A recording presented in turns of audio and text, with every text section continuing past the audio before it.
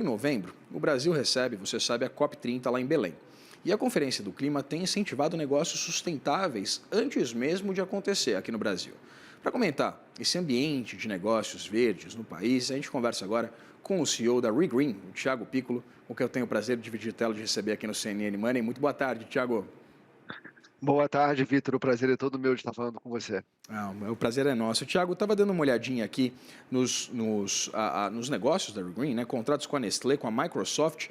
Eu queria entender exatamente qual é o motivo desse interesse crescente de gigantes multinacionais nesses negócios voltados à pauta verde, né? Isso às vésperas da COP, mas eu queria entender se a COP também tem uma relevância muito significativa nessa premência desses negócios ou ela apenas é um combustível novo para isso. É, eu diria que mais um combustível, Vitor.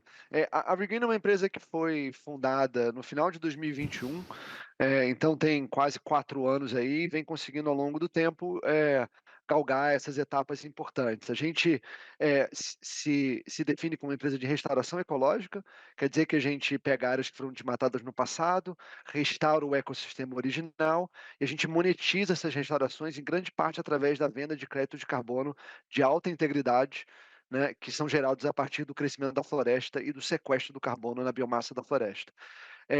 As empresas que procuram a gente, né, a Microsoft, a Nestlé, são empresas que fizeram compromissos voluntários de neutralidade de carbono para o futuro, para 2030, 35, 40, etc. Elas tomam uma série de ações para reduzir suas emissões eventualmente, parte dessas ações envolvem um investimento em projetos como o nosso, para mitigar uma parte do carbono que elas não conseguem reduzir na própria operação. Tá? E aí o Brasil figura como uma potência, um líder no setor de florestas, do que a gente chama de soluções baseadas em natureza, dando uma contribuição importante para tentar resolver essa crise climática global. A COP ajuda a acelerar as conversas, a dar mais tangibilidade e tudo mais, mas esses contratos que a gente assinou com a Microsoft, com a Nestlé, eles são anteriores à COP e estão mais ligados a esses compromissos de longo prazo que as companhias firmaram do que ao evento em si.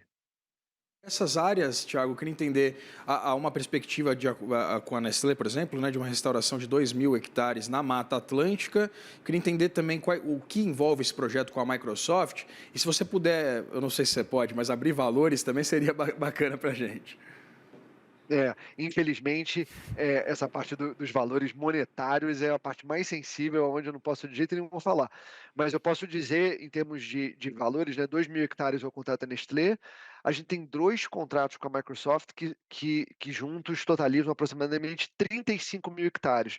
Então, são tamanhos bastante relevantes e contratos com uma duração bem longa. Os contratos com a Microsoft vão de 15 a 25 anos e o contrato com a Nestlé vai a 30 anos.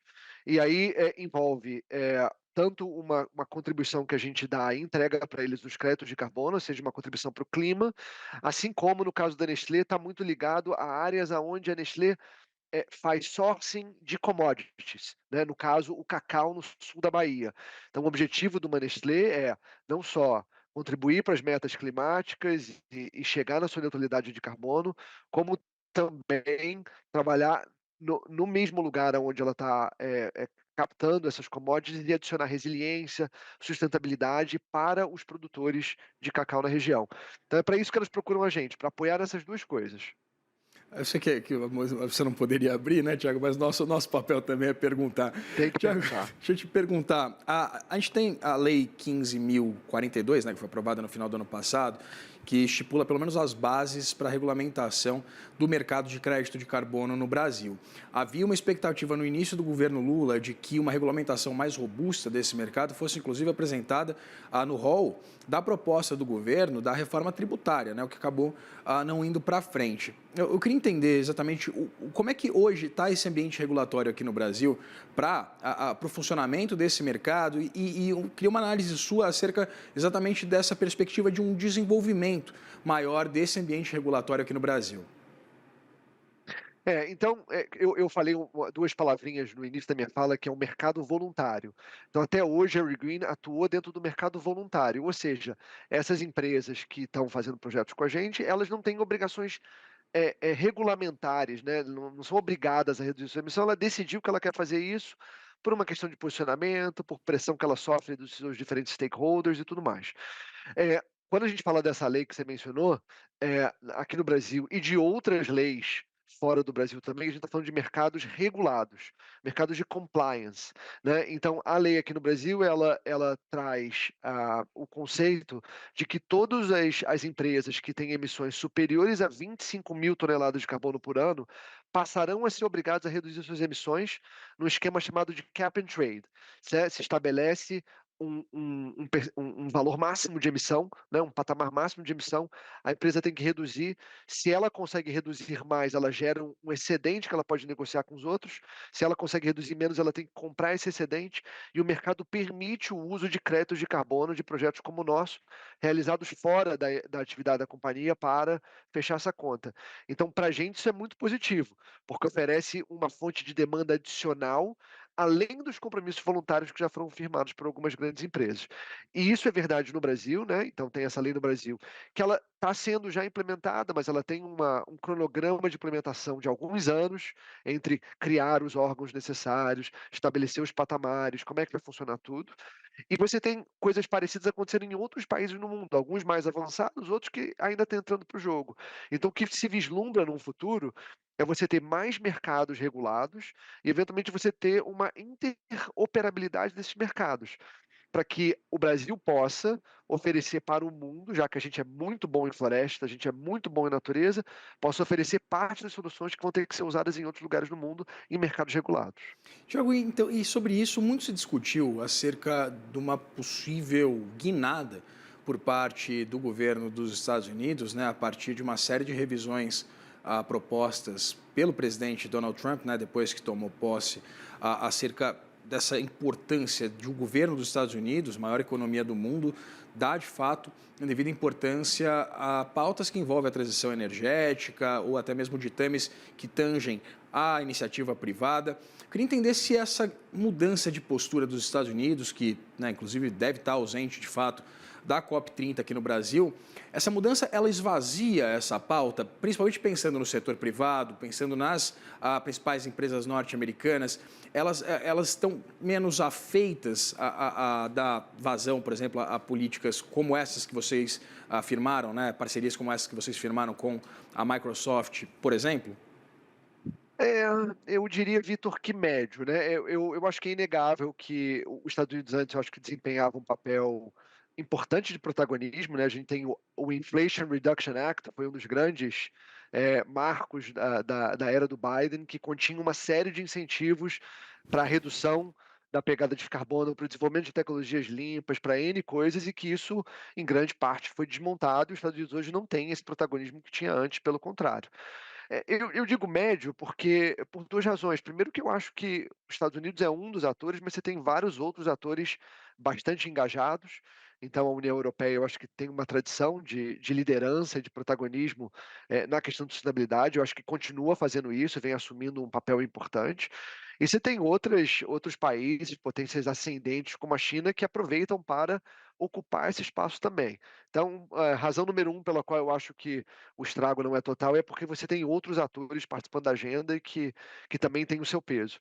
A razão número 2 é que muitas das empresas com quem a gente fala, todas na verdade, eu acho, elas fizeram compromissos e têm planejamentos que não são ligados a um ciclo de 4 anos, né, da política. São promessas para 2050, 2040, planejamentos de 20 anos, de 30 anos.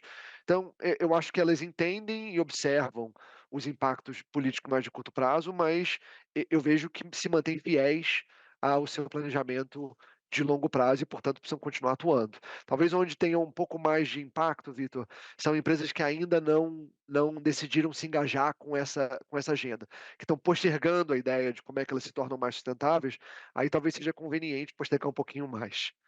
Tiago, pensando nessa estratégia, por exemplo, de uma retomada, né, de um reflorestamento, tentando retomar essa mata nativa de algumas regiões, eu queria entender, algumas dessas regiões, elas evidentemente, estão sob posse de de alguma empresa ou de algum dono privado, né, de alguma pessoa física privada. Eu queria entender a lógica econômica por trás exatamente dessa restauração.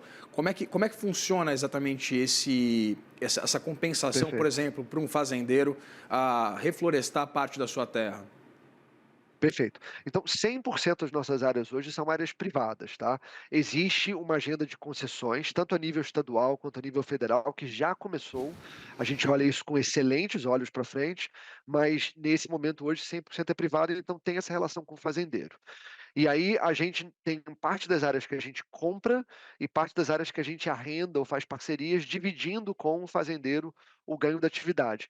E a lógica está ligada a gente proporcionar um retorno financeiro superior ao que consegue ser desenvolvido hoje nas áreas onde a gente está.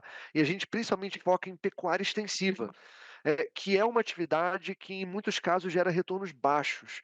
Gera retornos baixos para o detentor do ativo, o fazendeiro, e gera retornos baixos para o entorno.